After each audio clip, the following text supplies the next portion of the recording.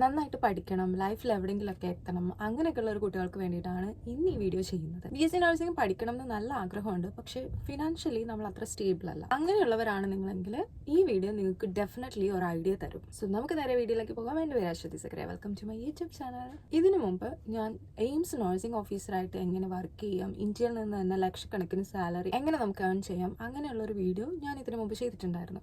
So ഇതും എയിംസിന്റെ ഒരു പദ്ധതിയാണ്. സെൻട്രൽ ഗവൺമെന്റിന്റെ അണ്ടറിലുള്ള എയിംസിൽ നിങ്ങൾക്ക് BSc നഴ്സിംഗോ പാരാമെഡിക്കൽ കോഴ്സോ അല്ലെങ്കിൽ പോസ്റ്റ് BScയോ പഠിക്കാം. അതും നിങ്ങൾക്ക് സ്റ്റൈപ്പൻഡോട് കൂടി. എയിംസിൽ BSc നഴ്സിംഗ് അല്ലെങ്കിൽ പാരാമെഡിക്കൽ കോഴ്സസ് ഒക്കെ പഠിക്കുന്നതിന് നിങ്ങൾ ഒരു എൻട്രൻസ് എക്സാം അറ്റംപ്റ്റ് ചെയ്യേണ്ടതുണ്ട്. അത് പക്ഷേ നീറ്റ് അല്ല. ഞാൻ ആദ്യം പറഞ്ഞതുപോലെ തന്നെ എയിംസ് സെൻട്രൽ ഗവൺമെന്റിന്റെ അണ്ടറിലുള്ളതായത് കൊണ്ട് തന്നെ അവർക്ക് അതിന്റെ സ്പെഷ്യൽ ആയിട്ടുള്ള എയിംസിന്റെ എൻട്രൻസ് എക്സാം ഉണ്ട്. ഇതിന് നീറ്റുമായിട്ട് ഒരു ബന്ധവും ഇല്ല. എയിംസിന്റെ ഈ എൻട്രൻസ് എക്സാമിന്റെ ആപ്ലിക്കേഷൻ നമ്മൾ ചെയ്യേണ്ടത് ഏപ്രിലോട് കൂടിയാണ്. ഏപ്രിലിന്റെ മിഡിൽ അല്ലെങ്കിൽ ഒരു ലാസ്റ്റ് വീക്കൊക്കെ ആകുമ്പോഴേക്കും നിങ്ങൾക്ക് ഈ വെബ്സൈറ്റിലൂടെ തന്നെ നിങ്ങൾക്ക് അതിന്റെ കാര്യങ്ങൾ അറിയാവുന്നതാണ്. എയിംസിന്റെ വെബ്സൈറ്റ് വരുന്നത് www.aimsexams.ac.in എന്ന് പറയുന്ന ഒരു വെബ്സൈറ്റ് ആണ്.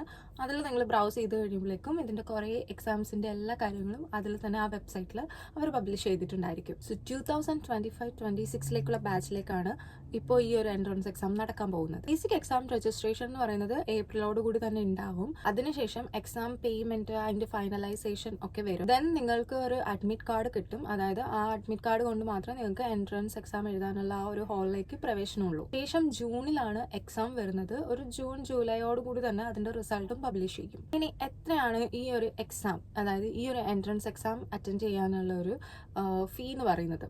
സാധാരണ നീറ്റ് എൻട്രൻസ് എക്സാമിനും ആപ്ലിക്കേഷൻ കൊടുക്കുമ്പോൾ നിങ്ങൾ ഒരു എമൗണ്ട് പേ ചെയ്യേണ്ടതുണ്ട്. സെയിം അതുപോലെ തന്നെയാണ് എയിംസിന്റെ ഈ എൻട്രൻസ് എക്സാം എഴുതാനും നിങ്ങളൊരു എമൗണ്ട് പേ ചെയ്യും. രജിസ്ട്രേഷൻ എന്ന് പറയുന്നത് കാറ്റഗറി ബേസ്ഡ് ആയിട്ടാണ് ഫീസ് വരുന്നത്. കാറ്റഗറി അനുസരിച്ചിട്ട് ഇതിനൊരു വേരിയേഷൻ ഉണ്ടാവുന്നുണ്ട്. നിങ്ങൾ ജനറൽ കാറ്റഗറി അല്ലെങ്കിൽ OBC കാറ്റഗറിയിലാണെങ്കിൽ നിങ്ങൾക്ക് വരുന്ന ഫീസ് എന്ന് പറയുന്നത് 2000 rupees ആണ്. ഇനി അതല്ല, നിങ്ങൾ സ്കെഡ്യൂൾ കാറ്റഗറി ആയിട്ടുള്ള SC ST കാറ്റഗറിയിലാണ് വരുന്നതെങ്കിൽ നിങ്ങൾക്ക് 1600 രൂപയാണ് ഈ ഒരു എക്സാമിന്റെ ഫീസ് ആയിട്ട് കണക്കാക്കുന്നത്. നിങ്ങൾക്ക് എന്തെങ്കിലും ഡിസബിലിറ്റി ഉള്ള ആളുകളാണ് എന്നുണ്ടെങ്കിൽ നിങ്ങൾക്ക് ഫീസ് വരുന്നില്ല. ഇന്ത്യയിലെ എല്ലാ സ്റ്റേറ്റിന്റെയും ക്യാപിറ്റൽ സിറ്റിയിൽ വെച്ചിട്ടായിരിക്കും ഈ ഒരു എക്സാം നടക്കുന്നത്. അതായത് ഒരൊറ്റ സെന്റർ മാത്രമേ ഉള്ളൂ ഒരു സ്റ്റേറ്റിന്.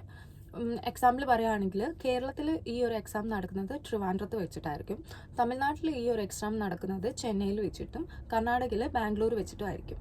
ഇപ്പോൾ ഞാൻ പറഞ്ഞത് BSc നഴ്സിംഗിന്റെ ഒരു എൻട്രൻസ് എക്സാം നടക്കുന്ന സെന്ററിനെ പറ്റിയിട്ടാണ്. പക്ഷെ ഇപ്പോൾ നിങ്ങൾ പാരാമെഡിക്കൽ കോഴ്സസ് ആണ് നോക്കുന്നത്, അല്ലെങ്കിൽ നിങ്ങൾ പോസ്റ്റ് BSc എക്സാം ആണ് നോക്കുന്നതെങ്കിൽ നിങ്ങൾക്ക് ആകെ ഒരു സെന്റർ മാത്രമേ ഉള്ളൂ ഇന്ത്യയിൽ. അത് ഡൽഹിയിൽ വെച്ചിട്ടായിരിക്കും. ഇനി ഈ ഒരു എക്സാമിന് സീറ്റ് മെട്രിക്സ് എങ്ങനെയാണെന്ന് നോക്കാം. BSc നഴ്സിംഗിന്റെ എൻട്രൻസ് എക്സാം അല്ലെങ്കിൽ അതിനുള്ള സീറ്റ് അലോക്കേറ്റ് ചെയ്തിരിക്കുന്നത് ഗേൾസിന് മാത്രമാണ്. ബോയ്സിന് നിങ്ങൾക്ക് ഈ ഒരു എക്സാം അറ്റൻഡ് ചെയ്യാനോ എയിംസിൽ BSc നഴ്സിംഗ് പഠിക്കാനോ പറ്റില്ല. പക്ഷേ ബോയ്സിനും ഗേൾസിനും പാരാമെഡിക്കൽ കോഴ്സസിന് വേണ്ടിയിട്ട് അപ്ലൈ ചെയ്യാൻ പറ്റും. അത് രണ്ടാൾക്കും പഠിക്കാൻ പറ്റുന്നതാണ്. അതുപോലെ തന്നെ പോസ്റ്റ് BSc ആണ് നിങ്ങൾ നോക്കുന്നതെങ്കിലും നിങ്ങൾ ബോയ് ആണെങ്കിലും നിങ്ങൾക്ക് ആ ഒരു സീറ്റ് അലോക്കേഷനിൽ അവർ ബോയ്സിനും അലോക്കേറ്റ് ചെയ്തിട്ടുണ്ട് അല്ലെങ്കിൽ അലോട്ട് ചെയ്തിട്ടുണ്ട്. സോ നിങ്ങൾക്ക് ആ ഒരു എക്സാം അറ്റൻഡ് ചെയ്യാവുന്നതാണ്. പക്ഷെ BSc നഴ്സിംഗ് എന്ന് പറഞ്ഞ ഒരു സീറ്റ് മെട്രിക്സിന് അവർ ബോയ്സിന് അലോട്ട് ചെയ്തിട്ടില്ല. ടോട്ടൽ BSc നഴ്സിംഗിന് വേണ്ടി മാത്രം ഇന്ത്യയിൽ 966 സീറ്റുകളാണ് ഉള്ളത്. കോളേജ് എവിടെയാണ് വരുന്നതെന്ന് ചോദിച്ചു കഴിഞ്ഞാൽ ഡൽഹിയിലാണ് മെയിൻ ആയിട്ടുള്ള എയിംസിന്റെ കോളേജ് വരുന്നത് അല്ലെങ്കിൽ യൂണിവേഴ്സിറ്റി വരുന്നത്. വേറെ 13 സിറ്റീസിലും എയിംസിന്റെ ഈ ഒരു കോളേജ് അല്ലെങ്കിൽ യൂണിവേഴ്സിറ്റീസ് ഉണ്ട്. അങ്ങനെ ടോട്ടൽ 14, ഡൽഹി അടക്കം 14 സ്ഥലങ്ങളിലായിട്ടായിരിക്കും ഈ കോളേജ് വരുന്നത്. ഇനി ഈ എക്സാം അറ്റൻഡ് ചെയ്യാനുള്ള നിങ്ങളുടെ എലിജിബിലിറ്റി ക്രൈറ്റീരിയ എങ്ങനെയൊക്കെയാണെന്ന് നോക്കാം. ആദ്യം തന്നെ പറയുന്നത് ഇന്ത്യൻ സിറ്റിസൺഷിപ്പ് ഉള്ളവർക്ക് മാത്രമേ ഈ എക്സാം അറ്റൻഡ് ചെയ്യാൻ പറ്റുള്ളൂ. മിനിമം നിങ്ങൾ 17 വയസ്സ് പൂർത്തിയായിരിക്കണം. മാക്സിമം 35 വയസ്സ് വരെയാണ് ഈ എക്സാം അറ്റൻഡ് ചെയ്യാൻ പറ്റുന്നത്. 12th എക്സാം നിങ്ങൾ പാസ്സായെങ്കിൽ മാത്രമേ നിങ്ങൾക്ക് അഡ്മിഷനും കാര്യങ്ങളൊക്കെ കിട്ടുള്ളൂ. അതുപോലെ തന്നെ +2 നിങ്ങൾക്ക് PCB ആയിരിക്കണം നിങ്ങളുടെ സ്ട്രീം എന്ന് പറയുന്നത്. അതായത് നിങ്ങളുടെ സയൻസ് സ്ട്രീമിൽ ഫിസിക്സ്, കെമിസ്ട്രി, ബയോളജി ഉണ്ടായിരിക്കണം. എങ്കിൽ മാത്രമേ നിങ്ങൾക്ക് BSc നഴ്സിംഗിന് വേണ്ടിയിട്ട് നിങ്ങൾക്ക് ഈ ഒരു എക്സാം അറ്റൻഡ് ചെയ്യാൻ പറ്റുള്ളൂ. ഇനി മാർക്ക് പെർസെൻറ്റേജ് ഉണ്ട് എലിജിബിലിറ്റിക്ക് വേണ്ടിയിട്ട്. അതെങ്ങനെയാണെന്ന് വെച്ച് കഴിഞ്ഞാൽ നിങ്ങൾ +2 ഇത്ര പെർസെൻറ്റേജ് മാർക്കുള്ളവർക്ക് മാത്രമേ ഈ ഒരു എൻട്രൻസ് എക്സാം അറ്റൻഡ് ചെയ്യാൻ പറ്റുള്ളൂ. അതും കാറ്റഗറി ബേസ്ഡ് ഡിഫറെൻ്റ് ആണ്. നിങ്ങളൊരു ജനറൽ അല്ലെങ്കിൽ OBC കാറ്റഗറിയിലുള്ളവരാണെങ്കിൽ നിങ്ങൾക്ക് +2 physics, chemistry, maths and English ഈ 4 സബ്ജക്റ്റിനും കൂടി ഒരു 55% മാർക്ക് നിങ്ങൾ സ്കോർ ചെയ്തിരിക്കണം. ഇനി SC ST കാറ്റഗറി ആണെങ്കിൽ നിങ്ങൾക്ക് 50% മാർക്ക് ഈ 4 സബ്ജക്റ്റിൽ ഉണ്ടായിരിക്കണം. അങ്ങനെ ഉണ്ടെങ്കിൽ മാത്രമേ ഈ എക്സാം എഴുതാൻ നിങ്ങൾ എലിജിബിൾ ആവുള്ളൂ. ഈ എക്സാമിൻ്റെ സിലബസ് വരുന്നത് സെയിം ലൈക്ക് നീറ്റാണ്. പക്ഷേ അതിൻ്റെ ഒപ്പം GK എന്ന് പറഞ്ഞിട്ടുള്ളൊരു 10 മാർക്കിന് നിങ്ങൾക്ക് ജനറൽ നോളേജ് വരുന്നുണ്ട്. അങ്ങനെ ടോട്ടൽ 100 മാർക്കാണ് ഈ ഒരു എക്സാമിന് വരുന്നത്. നിങ്ങൾ ഒരു നീറ്റ് എക്സാമിന് പ്രിപ്പയർ ചെയ്യുന്ന ആളാണെങ്കിൽ നിങ്ങൾ ഉറപ്പായിട്ടും എയിംസിൽ ഈ ഒരു എക്സാം അറ്റൻഡ് ചെയ്യണം. ഫിസിക്സിന് 30, കെമിസ്ട്രിക്ക് 30 ആൻഡ് ബയോളജിക്ക് 30 മാർക്കാണ് ക്വസ്റ്റ്യൻസ് വരുന്നത്. അതുപോലെ തന്നെ 10 മാർക്കിന് ജനറൽ നോളജും വരും. അങ്ങനെ ടോട്ടൽ 100 മാർക്ക് വരും. ഈ ഒരു എക്സാമിൻ്റെ പാറ്റേൺ വരുന്നത് ഒരിക്കലും OMR ഷീറ്റിലായിരിക്കില്ല. ഈ എക്സാം MCQ CBT മോഡൽ ആയിരിക്കും. അതായത് മൾട്ടിപ്പിൾ ചോയ്സ് ക്വസ്റ്റ്യൻ ആണ് വരുന്നത്. ഒരു ക്വസ്റ്റ്യനിൽ തന്നെ 4 ആൻസർ നമുക്ക് കൊടുത്തിട്ടുണ്ടാവും. അതിൽ കറക്റ്റ് ആണ് നിങ്ങൾ സെലക്ട് ചെയ്യേണ്ടത്. CBT എന്ന് പറയുന്നത് കമ്പ്യൂട്ടർ ബേസ്ഡ് ആയിട്ടുള്ള ഒരു ടെസ്റ്റ് ആയിരിക്കും. നിങ്ങൾ കറക്റ്റ് മാർക്കാണ് പ്രസ് ചെയ്യുന്നതെങ്കിൽ നിങ്ങൾക്ക് 1 മാർക്കും, ആ ഒരു ആൻസർ നിങ്ങൾ റോങ് ആയിട്ടാണ് കൊടുത്തിരുന്നെങ്കിൽ നിങ്ങൾക്ക് 1/3 നെഗറ്റീവ് മാർക്കും വരും. ഇനി നിങ്ങൾ അതിന് ആൻസർ ചെയ്തില്ലെങ്കിൽ, ഒരു ക്വസ്റ്റ്യൻ ആൻസർ ചെയ്തില്ലെങ്കിൽ നിങ്ങൾക്ക് മാർക്കൊന്നും നഷ്ടമാവില്ല, കിട്ടില്ല. ഇനി ഈ എക്സാം എഴുതിയിട്ട് ഉള്ള എത്ര മാർക്ക് വേണം നിങ്ങൾക്ക് പാസ്സാവാൻ, അല്ലെങ്കിൽ നിങ്ങൾക്ക് ആ കോളേജിൽ അഡ്മിഷൻ കിട്ടാനോ എന്നുള്ളത് നോക്കാം. നിങ്ങൾ ജനറൽ കാറ്റഗറിയിലുള്ളവരാണെങ്കിൽ നിങ്ങൾക്ക് 50% മാർക്ക് ഈ എക്സാമിൽ ഉണ്ടായിരിക്കണം. അതായത് 100ൽ ഒരു 50 മാർക്ക് ഉണ്ടായിരിക്കണം. ഇനി നിങ്ങൾ OBC കാറ്റഗറിയിലാണെങ്കിൽ 45%, SC ST കാറ്റഗറിയിലുള്ളവർക്ക് 40% മാർക്കും മതി. ഇനിയാണ് ഇതിൻ്റെ മെയിൻ ആയിട്ടുള്ള കാര്യം, നിങ്ങളുടെ ഫീസ് സ്ട്രക്ചർ അല്ലെങ്കിൽ നിങ്ങൾക്ക് കിട്ടുന്ന സ്റ്റൈപ്പൻഡിനെ പറ്റിയിട്ടാണ് ഇനി നമ്മൾ സംസാരിക്കുന്നത്. കോളേജ് രജിസ്ട്രേഷൻ ഫീസ് ആയിട്ട് നിങ്ങൾക്ക് അടയ്ക്കേണ്ടത് വെറും 25 രൂപയാണ്. അതായത് നമ്മൾ ചിപ്സ് ഒക്കെ വാങ്ങുന്ന 25 രൂപ. BSc നഴ്സിംഗിൻ്റെ കോഴ്സ് കാലാവധി എന്ന് പറയുന്നത് ഒരു 4 വർഷമാണ്.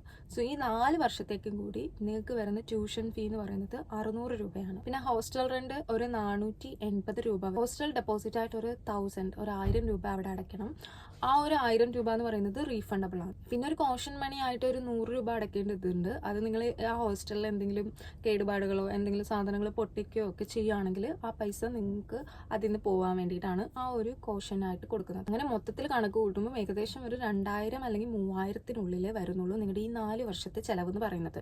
സോ ഇത് നിങ്ങൾക്ക് ഡ്യൂറിങ് അഡ്മിഷൻ ടൈമിൽ നിങ്ങൾക്ക് അടയ്ക്കാവുന്നതാണ്. സോ ആ 4 വർഷത്തെ കാര്യം നിങ്ങൾ ഇനി നോക്കണ്ട. പക്ഷെ നിങ്ങൾ മെസ് ഫീസ് ആയിട്ട് ഒരു എമൗണ്ട് അടയ്ക്കേണ്ടി വരും. ഒരു ചെറിയ എമൗണ്ട് മാത്രമേ വരുള്ളൂ.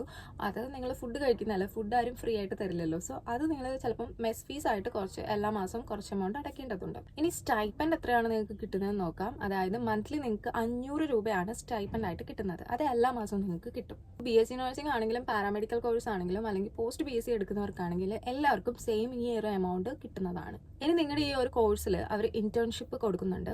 സോ ഈ ഒരു ഇന്റേൺഷിപ്പ് നിങ്ങൾ എടുക്കുകയാണെങ്കിൽ എല്ലാ മാസവും 13,150 രൂപ വെച്ചിട്ട് നിങ്ങൾക്ക് ഒരു എമൗണ്ട് കിട്ടും. ഇതൊക്കെയാണ് എയിംസ് എൻട്രൻസ് എക്സാമിനെ പറ്റിയിട്ട് പറയാനുള്ളത്. ഇടയ്ക്കിടയ്ക്ക് ഞാൻ പാരാമെഡിക്കൽ കോഴ്സ് എന്ന് പറഞ്ഞല്ലോ, അതായത് അലൈഡ് മെഡിക്കൽ കോഴ്സസ് അങ്ങനെയും പറയാം. സോ ഏതൊക്കെ അലൈഡ് മെഡിക്കൽ കോഴ്സസ് അല്ലെങ്കിൽ പാരാമെഡിക്കൽ കോഴ്സസ് ആണ് ഈ എയിംസിന്റെ ഇൻസ്റ്റിറ്റ്യൂട്ടിൽ പഠിപ്പിക്കുന്നതെന്ന് നോക്കാം. പാരാമെഡിക്കൽ ഒരുപാട് കോഴ്സസ് അല്ലെങ്കിൽ അലൈഡ് മെഡിക്കൽ കോഴ്സസ് എന്ന് പറഞ്ഞിട്ട് ഒരുപാട് കോഴ്സസ് അവൈലബിൾ ആണ്. പക്ഷേ എയിംസിന്റെ അണ്ടറിൽ അവർ കുറച്ച് 4-5 കോഴ്സസ് മാത്രമേ പഠിപ്പിക്കുന്നുള്ളൂ. അതിലൊന്ന് BSc optometry, BSc radiology and imagine technology, BSc dental hygiene പഠിപ്പിക്കുന്നുണ്ട് ആൻഡ് BSc ഓപ്പറേഷൻ തിയേറ്റർ ടെക്നോളജിയും അവർ പഠിപ്പിക്കുന്നുണ്ട്. പുതുതായിട്ട് ഒരു കോഴ്സും കൂടി അവർ കൊണ്ടുവരുന്നുണ്ട്. അതായത് BSc പെർഫ്യൂഷൻ ടെക്നോളജി എന്ന് പറഞ്ഞിട്ട്. അത് വന്നിട്ടില്ല, വരാനുള്ള ചാൻസസ് ഉണ്ട്. മറ്റ് പാരാമെഡിക്കൽ കോഴ്സസ് ഏതൊക്കെയാണ്, ഇതിനൊക്കെയാണ് ചാൻസസ് കൂടുതൽ, ഓപ്പർച്യൂണിറ്റി ഇപ്പോൾ കൂടുതലുള്ളത് ഏത് കോഴ്സാണ് എടുത്താൽ നഴ്സിങ്ങിനെ പോലെ തന്നെ നല്ലത് എന്നൊക്കെ അറിയാൻ നിങ്ങൾക്ക് താല്പര്യം ഉണ്ടെങ്കിൽ നിങ്ങൾക്ക് ഈ വീഡിയോയുടെ താഴെ കമൻറ്റ് ചെയ്യാൻ ഒരു വീഡിയോ ചെയ്യുന്നതായിരിക്കും. സാധാരണ നിങ്ങളെല്ലാം വിചാരിക്കുന്നത് മാതിരി ഹോസ്പിറ്റലിൽ ഡോക്ടേഴ്സും ഈ പറയുന്ന നഴ്സസും മാത്രമല്ല, വേറെ കുറേ പേര് വർക്ക് ചെയ്യുന്നുണ്ട്. സോ അപ്പം അത്രയ്ക്കേ ഉള്ളൂ. പുതിയ വീഡിയോ ആയിട്ട് വീണ്ടും കാണാം. ഈ വീഡിയോ ഇഷ്ടപ്പെട്ടാൽ നിങ്ങൾ ലൈക്ക് ചെയ്യുക, ഷെയർ ചെയ്യുക, സബ്സ്ക്രൈബ് ചെയ്യുന്ന കാര്യം ഒന്ന് പരിഗണിക്കുക. അടുത്ത വീഡിയോ ആയിട്ട് വീണ്ടും കാണാം.